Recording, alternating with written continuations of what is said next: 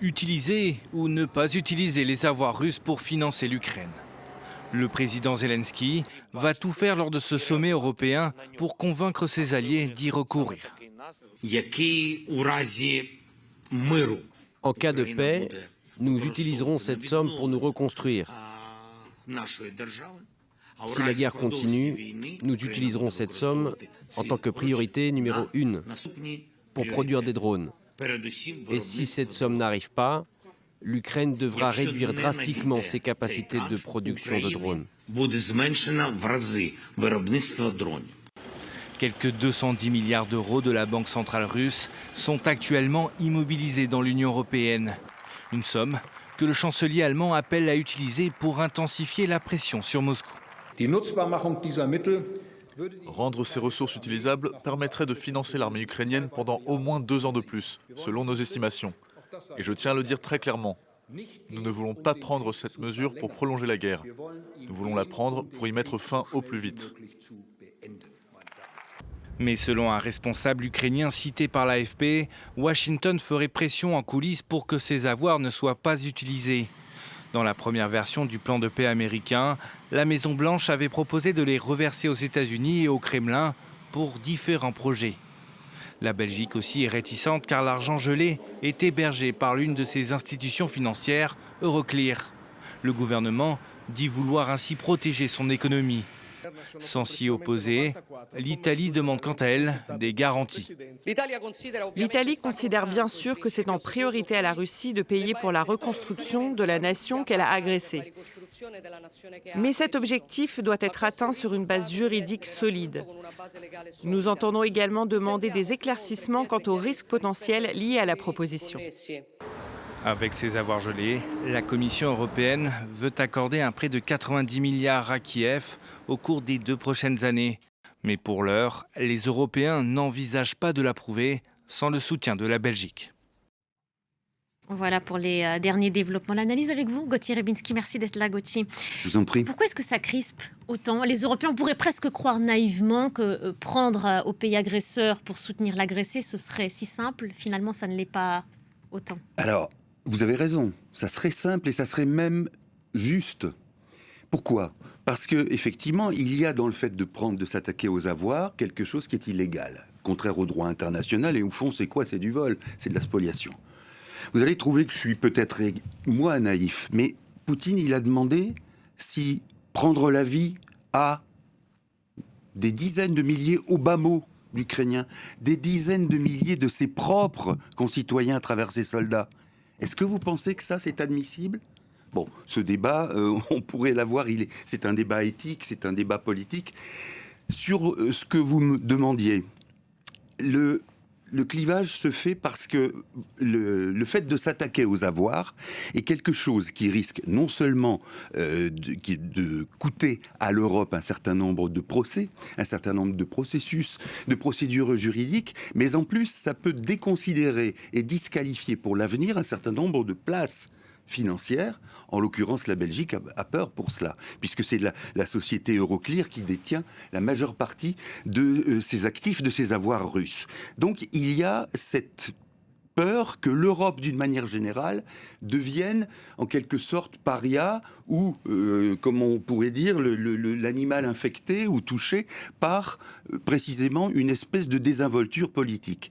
Là encore, la question qui se pose, et on n'aura pas le temps de la développer ici, mais il faut quand même la mentionner, quel est le coût d'une non-intervention et de la passivité européenne si on reste comme on est, hein ? Le coût d'un processus militaire, c'est-à-dire avec l'installation d'un tampon finalement européen sur le terrain, oui, c'est très cher. Est-ce qu'on a imaginé le coût auquel reviendrait le fait d'avoir un Poutine ragaillardi par son opération spéciale, comme il dit, le fait de pouvoir déstabiliser des régimes européens? Alors là, je vais vous dire, le coût, il est bien supérieur. C'est exactement la même chose comme réflexion qu'on avait eue à propos de la Syrie, lorsque les Américains n'avaient pas voulu, Barack Obama, bombarder Damas. Eh bien, on s'était dit, le coût est nettement supérieur à ce qu'il aurait été si on avait débarrassé la Syrie. Donc voilà, la question du coût, elle est toujours proportionnelle à l'enjeu. Et là, l'enjeu, il est quand même gigantesque. Vous évoquez le président russe qui a justement réagi, qui a même insulté les Européens, les qualifiant de cochons. On l'écoute et je vous fais réagir à ce qu'a dit Vladimir Poutine, Gauthier. Les petits cochons européens se sont immédiatement joints aux efforts de l'ancienne administration américaine qui cherchait à tirer profit de l'effondrement de notre pays, à récupérer ce qui avait été perdu au cours des périodes historiques précédentes, à prendre leur revanche. Comme tout le monde peut le constater, toutes ces tentatives et tous ces plans destructeurs contre la Russie ont échoué, complètement échoué. Comment vous analysez cette réponse, Gauthier, pour le moins méprisante, si ce n'est plus? Alors d'abord, c'est bizarre parce que en Russie, en Europe centrale, en général, le cochon, c'est pas péjoratif. C'est plutôt un animal d'abord sympathique, celui qui en possède un certain statut social. Et sur le plan alimentaire, vous savez ce qu'on dit, et on le dit aussi là-bas, tout est bon dans le cochon.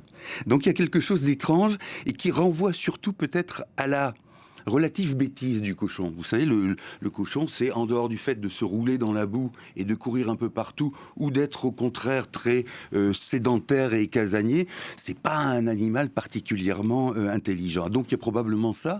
Et alors si j'ai bien entendu, il a parlé lui de porceler carrément, c'est-à-dire à la fois les petits cochons qui sont vraiment encore plus stupides avec leurs oreilles devant les yeux. Bon, ça veut dire quoi? Ça veut dire que conformément à ce qu'est l'idéologie de Poutine, à ce qu'est celle de son mentor Vladislav Surkov, qui n'est plus aujourd'hui à un poste important, mais qui est toujours dans l'alimentation idéologique de ce grémium, de cette clique poutinienne. Ça veut dire que les Européens sont des cochons, et là, vous allez voir qu'il y a un sens. Ils sont des cochons parce qu'ils sont libéraux dans leur manière d'envisager la vie en société. C'est une attaque, cela, à le mariage pour tous.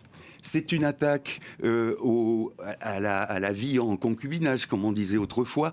C'est une attaque contre tout ce qui paraît comme libéral par rapport à un ordre qui est l'ordre de Poutine, qui est perçu comme audacieux et régénérant la nation. C'est là aussi qu'il faut prendre conscience de ce qu'est le poutinisme.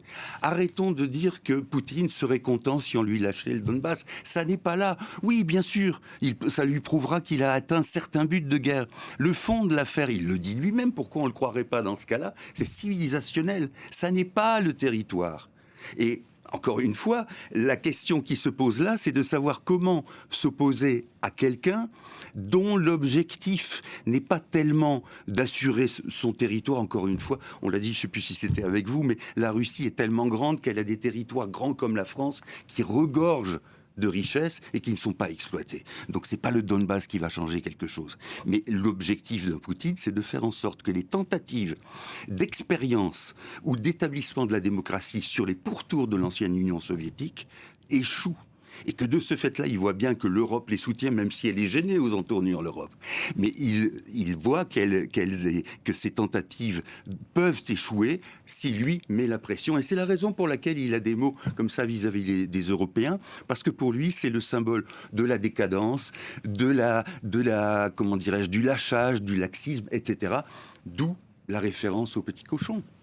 Merci Gauthier. Merci pour cette analyse et ces éléments de compréhension. Alors espérons que les petits cochons ne nous mangeront pas, comme on dit. Merci à vous.